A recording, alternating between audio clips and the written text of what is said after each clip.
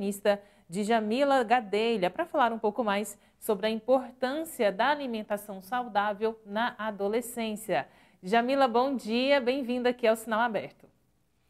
Bom dia, Jéssica.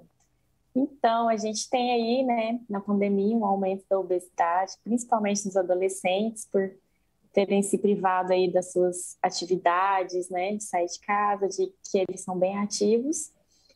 E uma coisa importante, né, que eu sempre gosto de dizer, é que comida dá na terra, nas árvores dos animais. E os adolescentes, eles já têm autonomia física para poder se alimentar, né? Então, eles conseguem comprar, eles conseguem fazer, eles já conseguem escolher o que vão comer.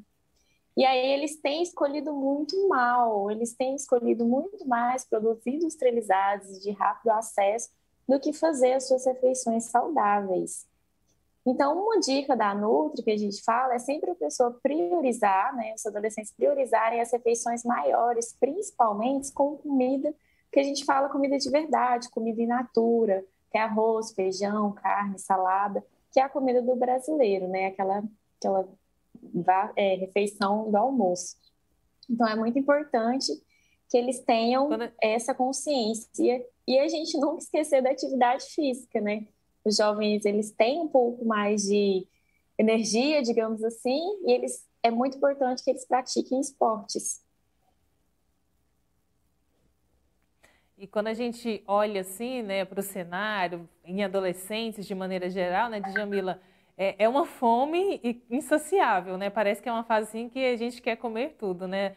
Tenho na minha irmã que é adolescente, é o dia inteiro e é comida e assim esse paladar, né, mais ali para o lado das besteiras, né, dos alimentos ali, fast food, hambúrguer e tudo mais.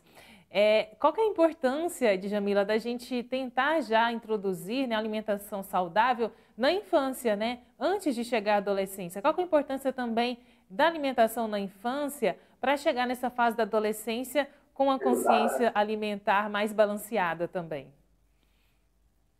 Então, a gente constrói o hábito alimentar na infância, né? A gente começa na infância a construir esse hábito alimentar. Quando a gente passa ali dos 2 anos, a criança já come a comida da família.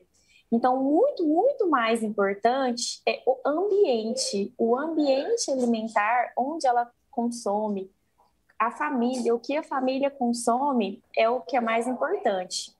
Porque aí ela vai construir aquele hábito e, na maior parte do tempo, ela vai ter acesso a uma boa alimentação.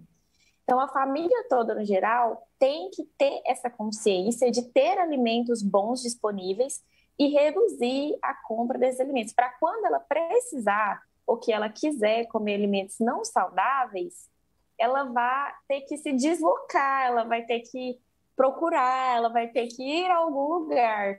E isso melhora um pouco o hábito alimentar, mas se constrói ele desde a infância. E principalmente com o ambiente. Principalmente com o ambiente. E Djamila, na infância, né, a gente ali, nós temos as necessidades alimentares. E isso vai mudando, né, ao longo do tempo. Queria que você falasse um pouquinho para a gente sobre esse processo, né? Quando a gente chega na adolescência, nós temos outras necessidades alimentares? Temos, assim, a gente tem uma necessidade de um pouco mais de calorias no geral, mas o que se come deveria ser o mesmo. A gente deveria comer mais comida, só que um pouco mais. O adolescente, ele tem algumas peculiaridades, que é ele tem um pouco mais de sono, ele tem mais fome, ele tem, né, um emocional mais inconsistente ali, que ele está se descobrindo. E ao se descobrir, ele também se descobre na alimentação. Então, vamos supor que uma criança ela vai criando o seu hábito alimentar, mas na adolescência ela firma esse hábito alimentar. O adolescente, ele já sabe se ele gosta ou não, vamos supor de cebola. Ah, eu não gosto disso, eu não como. Então, assim, ele já tem o hábito instalado do que ele gosta ou não. E aí ele tem essa necessidade aumentada de calorias, de proteínas, de gorduras, de bons carboidratos que eles devem comer. Então, é muito importante que eles se atentem à quantidade. Só que essa quantidade, ela nunca vai ser, digamos assim, extrapolada se você se alimentar de uma maneira saudável. Porque quando você se alimenta de uma maneira mais saudável, o seu intestino e o seu cérebro, ele normalmente já regula ali o sistema de fome e saciedade, onde você consegue ter essa fome menos toda hora. Porque você que tem um irmão adolescente sabe que a gente, quando o adolescente fica comendo várias besteirinhas, ele pode estar comendo pelo emocional, porque ele está estressado, ou porque ele está ansioso, alguma coisa, ou ele está comendo mais também por ociosidade, está fazendo nada, quer comer. E ele não vai querer comer, se não tiver com fome, uma comida que seria um lanche mais saudável, ou um almoço, ou uma comida um pouco mais saudável. Ele vai querer comer essas besteirinhas industrializadas. Então, manter-se alimentado, com um valor nutricional bom, entender os processos de fome e saciedade, comer comida mais in natura possível, vai regular todos esses processos, vai ter um sono melhor, vai ter uma disposição melhor e vai poder lidar melhor aí com essa fase da adolescência, além de ter um crescimento bom, um crescimento já adequado em nutrientes, porque é muito importante a nutrição nessa fase de desenvolvimento. E quando também que os pais devem se preocupar e ficarem atentos, né? Como eu disse para você, parece que é um período que a fome é insaciável, né? O adolescente está ali o tempo todo querendo comer. Quando que o pai e a mãe devem ali preocupar, né? Se está excedendo, quais são ali os fatores que ele deve ficar atento nesse período ali na vida do filho? Então, tanto para mais quanto para menos, né? Normalmente, a família tem um hábito alimentar. E quando o adolescente sai muito desse hábito, por exemplo, vai alimentar e às vezes ele ou come várias vezes, ou leva comida para comer no quarto, para comer jogando em algum lugar, ou para comer na frente do telefone. Quando você vê que ele está ficando muito mais sedentário, muito menos ativo, e também comportamentos assim de esconder ou levar a comida para o quarto, não saber o que está comendo. E também o corpo, né? A gente tem alterações físicas, mas essas alterações, elas não podem ser exacerbadas num curto período de tempo. Então, se está engordando muito, ou se está emagrecendo muito, é ficar em sinal de alerta, tá? Ficar prestando atenção se ele muda muito o hábito dele de uma hora para outra, ou com algumas influências.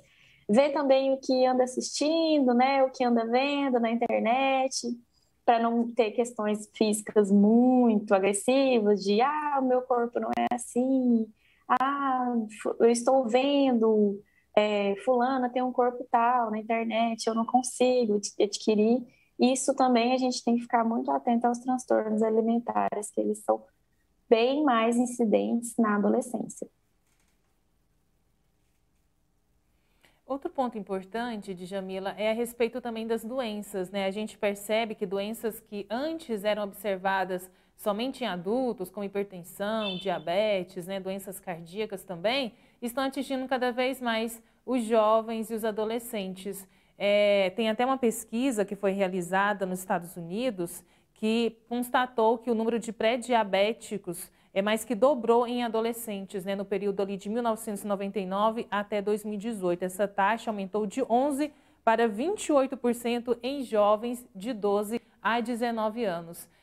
Isso também é uma preocupação, né? O que você analisa que deveria estar sendo também feito em termos de políticas públicas, né, voltada também para a alimentação saudável desse público jovem, né? Porque vai se tornar um adulto que vai, né, ter essas doenças, já começando desde cedo na adolescência, né? Diabetes e hipertensão são as doenças assim, mais comuns hoje também e que afetam cada vez mais o sistema único de saúde. Sim, é um grave problema de saúde pública. Porque se nós temos adolescentes já pré-diabéticos e hipertensos, a gente já tem um adulto comprometido, porque são doenças crônicas. Uma vez diabético, uma vez hipertenso, você sempre vai ter que ficar controlando. E você controla isso na alimentação e na atividade física. Você conseguindo se alimentar melhor e ter atividade física melhor, você já consegue controlar bem.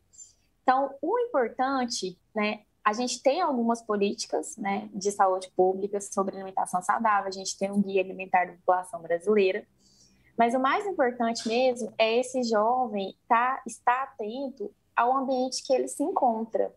Então, sempre que ele for se alimentar, ele tentar um local, por exemplo, que ele tenha em casa. Vamos por assim, em casa. Se ele tem um acesso muito fácil a alimentos industrializados, ele vai consumir aquilo. E de pouquinho em pouquinho, ao longo do dia, ao longo do tempo, ele vai se tornando esse pré-diabético, né? E isso também é muito ruim na força de trabalho, que a gente precisa de uma força de trabalho que seja saudável.